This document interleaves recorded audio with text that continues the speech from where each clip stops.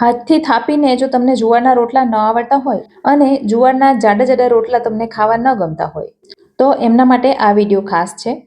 આજે આપણે બનાવીશું જુવારના લોટની ફુલકા રોટલી.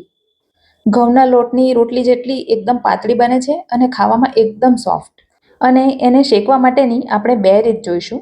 તો વિડીયો શરૂ કરતા પહેલાં મારી ચેનલને તમે સબસ્ક્રાઈબ ન કરી હોય તો સબસ્ક્રાઈબ કરી દેજો. તો જુવારની રોટલી બનાવવી ખૂબ જ સરળ છે. આ રીતે કોઈ પણ બનાવી શકે અને તમે જો પહેલી વાર બનાવતા હશો તોય તમને કોઈ તકલીફ નહીં પડે. તો અહીં મેં એક નોનસ્ટિક પેન લીધું છે. તમે કોઈ પણ પેન લઈ શકો છો અને એમાં એક વાડકી ભરીને પાણી લઈ લીધું છે. હવે પાણી થોડું ગરમ થાય એટલે એમાં 5 ચમચી જેટલું મીઠું ઉમેર્યું છે. મીઠું તમને ન ગમતું હોય તો નહીં ઉમેરવાનું, પણ એનાથી રોટલીનો સ્વાદ સારો આવશે. અને અડધી ચમચી જેટલું ઘી ઉમેરીશું. ઘી ઉમેરવાથી રોટલી એકદમ સોફ્ટ થશે અને વણતી વખતે પણ આપણને તકલીફ નહીં પડે. પણ જો તમને ઘી ન ગમતું હોય તો તેલ ઉમેરવાનું. હવે પહેલાં તો હાઈ ફ્લેમ પર પાણીને એકદમ ગરમ કરી લેવાનું અને ત્યાર પછી ગેસની આંચ ધીમી કરી દેવાની. અને ત્યાર પછી એક વાડકી ભરીને જુવારનો લોટ ઉમેરવાનો. અહીં પાણી અને લોટનો રેશિયો એક સરખો રહેશે. તો એક વાડકી પાણીની સામે એક વાડકી લોટ લેવાનો. વળી લોટ સારી ક્વોલિટીનો લેવાનો, સારો ઝીણો દળેલો હોવો જોઈએ અને બહુ વાસી ન હોવો જોઈએ. એટલે જો તમે પેકેટનો લોટ વાપરતા હો તો એક્સપાયરી ડેટ જોઈને લેવાનો. હવે લોટ અને પાણીને ચમચા વડે સરસ રીતે મિક્સ કરી લેવાનું. અને તમારો લોટ વધારે હોય અને ચમચાથી મિક્સ કરવાનું ન ફાવે તો વેલણ લઈ લેવાની. ગેસ લો ફ્લેમ પર ચાલુ જ છે અને અત્યારે લોટને વધારે પડતો મસળવાનો નથી, માત્ર પાણી અને લોટને મિક્સ કરવાના છે. તો સાધારણ મિક્સ થઈ જાય એટલે ગેસની આંચ બંધ કરી દેવાની અને લોટને થોડો સરખો મિક્સ કરી અને ઢાંકી દેવાનો. અને ઢાંકીને એને 15થી 20 મિનિટનો રેસ્ટ આપીશું. તો હવે 20 મિનિટ થઈ ગઈ છે અને લોટ સાધારણ હુંફાળો જેવો થઈ ગયો છે. તો હવે આપણે લોટને થોડો મસળી લઈશું. તો મસળવા માટે હથેળીમાં થોડું ઘી અથવા તેલ લગાવી દેવાનું, જેથી લોટ હાથ ઉપર ચોંટે નહીં. અને તમારે બીજા વાસણમાં લઈને મસળવો હોય તો પણ ચાલે. અને લોટને વધારે પડતા મસળવાની જરૂર નથી, માત્ર એને થોડો ભેગો કરી અને સરખો જ કરવાનો છે. ત્યાર પછી તમારે જે સાઈઝની રોટલી કરવી હોય એ સાઈઝના લુવા કરી દેવાના. તો આટલા લોટમાંથી 5 લુવા થશે. તો અત્યારે એને આપણે ઢાંકી દઈએ અને એક લુવો અંદરથી લઈ લઈએ. હવે આ લુવાને આપણે સરસ રીતે મસળવાનો છે.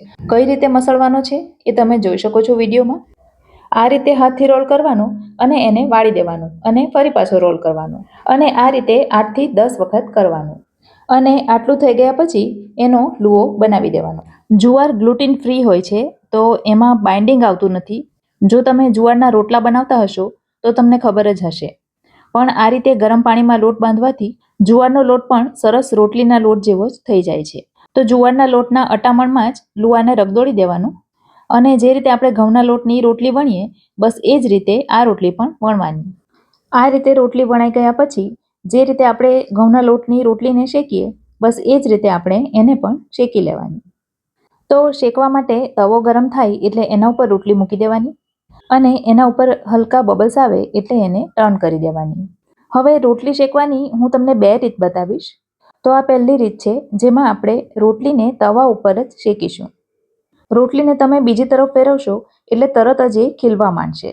તો એને બીજી તરફ પણ શેકાવા દેવાની અને ત્યાર પછી ફરી પાછી ટર્ન કરીને તવા ઉપર જ મૂકી દેવાની અને તવેથાથી દબાવતા જઈ ફરી પાછી એને શેકી લેવાની. તવેથાથી તમે એને દબાવશો એટલે ફરી પાછી એ થોડી ખીલશે. તો સાધારણ બ્રાઉન સ્પોટ આવે ત્યાં સુધી એને શેકવાની. તો તમે જોઈ શકો છો એકદમ ખીલેલી અને ઘઉંના લોટની રોટલી જેવી જ જુવારના લોટની રોટલી પણ બની ગઈ છે. હવે એના ઉપર આપણે ઘી લગાવી દઈશું. જુવાર પ્રોટીનથી ભરેલું એક મિલેટ છે જે વેટ લોસમાં તો મદદ કરે જ છે, પણ સાથે સાથે ડાયાબિટીસને પણ કંટ્રોલ કરે છે અને એનર્જી વધારે છે. તો એ જ રીતે બીજી રોટલી પણ વણી લીધી છે, પણ એને આપણે થોડી અલગ રીતે શેકીશું. તવા પર મૂક્યા પછી એક તરફ હલકી શેકાય એટલે એને ટર્ન કરી દેવાની અને બીજી તરફ પણ 15 થી 20 સેકન્ડ સુધી થવા દેવાની. જો કે તમે જેવી ટર્ન કરશો એટલે ખીલવા જ માંડશે. પણ હવે આપણે એને તાવી પર નહીં પણ ગેસ પર ફૂલવીશું. જે રીતે આપણે સાદી ફુલકા રોટલી ફૂલવીએ ને બસ એ જ રીતે.